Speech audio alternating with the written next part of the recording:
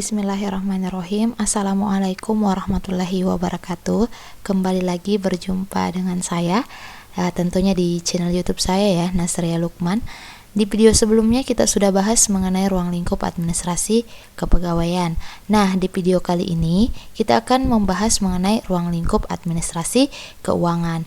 Jadi, kita lebih banyak membahas mengenai apa sih itu administrasi keuangan, perlukah administrasi keuangan itu. Nah, seperti itu yang akan kita bahas. Oke, sebelum kita beralih ke materinya, jangan lupa ya like, comment, and subscribe, dan tentunya jangan lupa untuk mengaktifkan notifikasinya atau klik lonceng yang di bawah agar pemberitahuan mengenai update-update video terbaru dari saya itu masuk ke HP-nya kalian seperti itu. Oke, baik. Kita masuk materi ruang lingkup administrasi keuangan. Berbicara mengenai ruang lingkup administrasi keuangan, adapun kompetensi dasar yang harus kita capai dalam mempelajari atau pada materi ruang lingkup administrasi keuangan. Yang pertama 3.1, memahami ruang lingkup administrasi keuangan, itu dari segi pengetahuan. Sedangkan dari segi keterampilan, yaitu 4.1, mengelompokkan ruang lingkup administrasi keuangan. Artinya peserta didik itu mampu mengelompokkan ruang lingkup administrasi keuangan itu sendiri. Oke, muncul pertanyaan, perlukah kita mempelajari administrasi keuangan? Ya, jawabannya perlu. Kenapa perlu? Karena administrasi keuangan itu membuktikan adanya transparansi dalam suatu perusahaan. Bukan cuma perusahaan ya, kita juga pribadi itu membutuhkan administrasi keuangan untuk mengetahui berapa besar sih pengeluaran kita. Oke, untuk lebih jelas lagi kita perhatikan slide-slide berikutnya. Oke, baik. Kita bahas dulu mengenai istilah administrasi. Sebenarnya istilah administrasi ini sebelumnya sudah kita bahas di video sebelumnya ya, mengenai ruang lingkup administrasi kepegawaian, tapi tidak apa-apa kita ulang di sini. Istilah administrasi itu berasal dari dua, yaitu secara etimologis dan terminologis. Kita harus tahu beda keduanya ya. Kalau secara etimologis itu berarti tentang asal-usul kata atau makna yang sebenarnya dari suatu kata dengan bahasa lain, seperti itu. Bahasa lain di dunia itu etimologis. Nah, di sini ada beberapa istilah dari beberapa negara ya. Bahasa Latin misalnya ad administrare, yang berarti melayani, mengabdi, atau berusaha untuk memenuhi harapan setiap orang. Nah, dari bahasa Italia administration, dari bahasa Prancis, Jerman, dan Inggris ada administration. Dari bahasa Belanda beda lagi, ada administratie, yang diartikan sebagai tata usaha, yaitu segala kegiatan meliputi tulis menulis, koresponden, kearsipan, dan office work. Selanjutnya secara terminologis. Nah, kalau secara terminologis itu lebih mengarah kepada definisi atau batasan-batasan istilah ya. Jadi, administrasi di sini dalam arti luas yaitu merupakan segenap proses pengelolaan kerjasama sekelompok orang dalam suatu organisasi untuk mencapai tujuan secara efektif dan efisien. Jadi, sebenarnya pengertian di sini secara luasnya itu tidak jauh beda dengan pengertian yang ada di video sebelumnya ya. Sama-sama kerjasama antara dua orang atau lebih untuk mencapai suatu tujuan organisasi, seperti itu. Nah, sedangkan keuangan itu sendiri adalah kegiatan mengelola uang untuk melakukan transaksi pembayaran. Jadi kalau kita berbicara keuangan berarti kita berbicara mengenai tentang mengelola uang ya, mengelola uang. Kita harus menggarisbawahi itu, mengelola uang, seperti itu. Oke. Pada pembahasan di atas kita sudah menguraikan ya pengertian dari administrasi dan pengertian dari keuangan itu sendiri. Nah, pada slide berikutnya ini kita akan bahas mengenai pengertian administrasi keuangan dan tujuan dan manfaat administrasi keuangan. Seperti di pertanyaannya Doraemon, perlukah? Nah, di sini akan kita jawab seperti itu.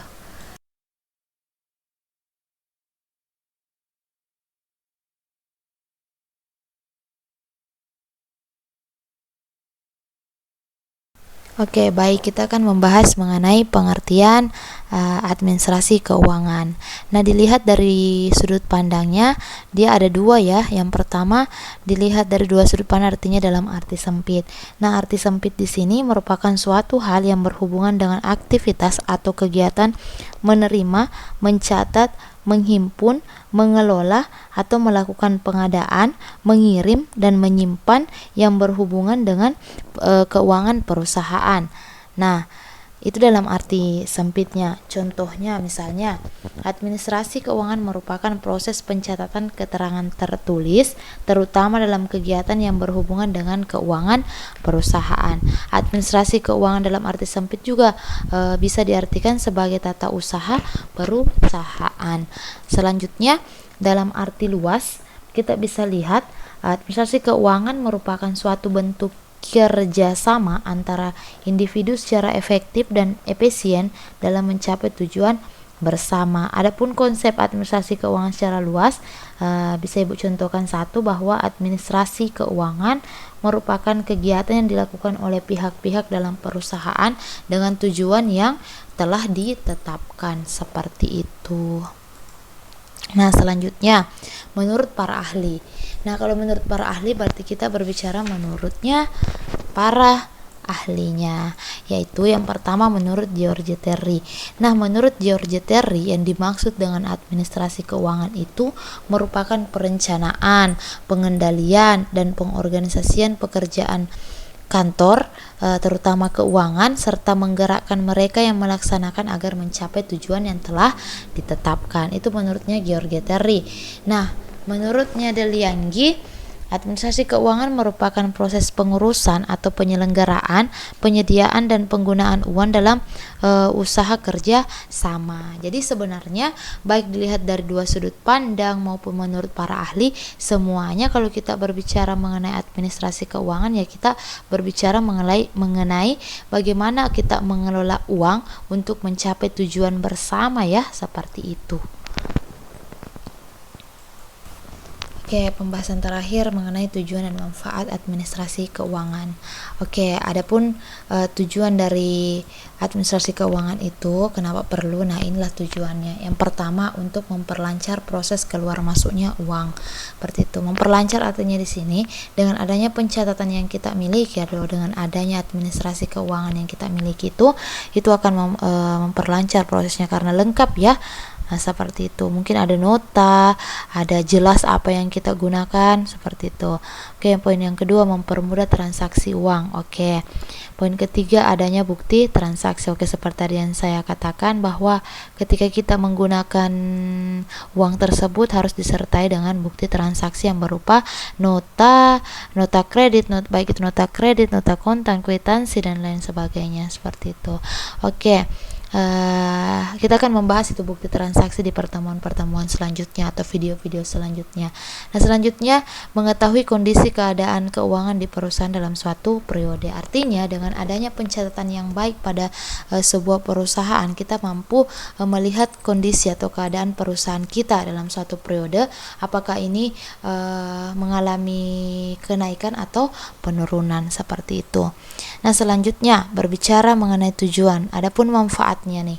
Manfaat yang pertama, dengan adanya administrasi keuangan, artinya dengan adanya administrasi keuangan terjadi keteraturan penerimaan maupun pengeluaran keuangan dalam suatu organisasi. Artinya teratur penerimaannya, teratur pun pengeluarannya karena dibuktikan dengan adanya pencatatan yang disertai dengan bukti transaksi, seperti itu. Nah, yang kedua, manfaatnya administrasi keuangan. Pemanfaatan uang itu mampu dikendalikan dan dikoordinasikan dengan baik. Artinya kita mampu melihat, oh sudah benar ini terrealisasi sesuai dengan perencanaan yang kita lakukan, seperti itu. Dan terakhir, berkurangnya kekeliruan dalam pembuatan laporan keuangan. Nah, ini yang terakhir ini, administrasi keuangan ini sangat bermanfaat karena dengan adanya pembukuan yang lengkap, maka itu akan menghindarkan kita sebagai petugas keuangan dari kekeliruan dalam pembuatan laporan, seperti itu, atau terjadi kesalahan ketika kita ingin membuat laporan keuangan. Kasih. Ibu mau ucapkan, mungkin ini adalah slide terakhir, ya. Jadi mau Ibu ucapkan terima kasih, sampai bertemu di video-video pembelajaran selanjutnya. Nah, jangan lupa ya untuk tetap semangat dalam menjalani proses pembelajaran daring di rumah. Oke, Assalamualaikum warahmatullahi wabarakatuh. Oke, sedikit pepatah dari Imam Syafi'i, bila kau tidak tahan lelahnya belajar, maka kau akan harus menanggung perihnya kebodohan. Oke, seperti itu. Terima kasih.